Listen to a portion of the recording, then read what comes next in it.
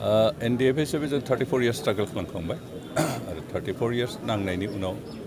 बर'नि जि इस्युखौ लानानै जों सोमावसारदोंमोन बे समाप्त जाबाय बर'नि जि गांनाय उखैनाय 90%आ जों सफल जाबाय होनना बुंदों थांनाय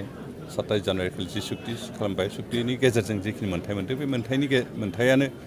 अन्तत बर'फोरनि आंखालनि 90%खौ सल्भ खालामबाय आरो बेनिखायनो जिहेतु सहस्र संग्राम जोब्बाय आरो सहस्र संग्राम जोबनायखाय थांनाय सरकारजों एग्रिमेन्ट खालामनायावबो मोनसे सर्त दंमोन जे उइदिन 1 month सहि खालामनायनि मास मोनसेनि गेजेरावनो आफादखौ मानांगौ जिहेतु सहस्र संग्राम खालामनाय संगठन थानो हाया बेनिखायनो बे संगठनखौ फोजोबनानै गुबुन मा धरननि NGO दायो ना मा दायो बेबायदि मोनसे मा खालामनानै थानो हागोन खिन्थु माखौ संगठन NDBखौ नोंथांमोना डिजल्भ खालामनांगौ बे बाथ्राखौ जिहेतु जों दासिमहालागै डिजल्भ खालामनांगौ अफिसियेल खिन्थु साननै सानथामसो उनाव खालामगोन दा संगठन डिजल्भ खालामोब्ला जोंहा नांनो गोनां जेबो गैखाला जिहेतु दा जों जिखिनि सुक्तिनि गेजेरजों जिखिनि जों मोन्थाय मोन्दों सरकारनिफ्राय आदाय खालामनो हादों बेखिनिखौ इमप्लिमेन्ट खालामनायनि बाथ्रा दं आरो बेखौ इमप्लिमेन्ट खालामनायाव जों पलिटिक्स इनभल्भ जानांगोन जिहेतु जों साधारन नागरिक हिसाबै साधारन मानसि हिसाबै समाजनि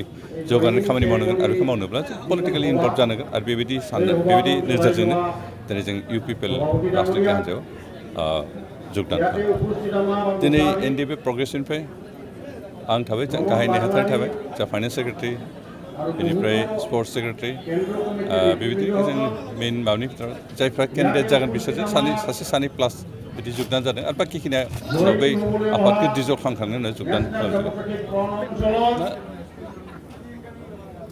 BPFआ BJPजों थानानै गेलेयोना गेलेयाबो बिथांमोननि बाथ्रा जोंहा बिथांमोनजों जेबो लेना देना गैया जों UPPL हिसाबै हारसिं गेलेगोन आरो हारसिं गेलेनानै देरहानो सरकार जास्ट जोंनि नोजोरा बेनो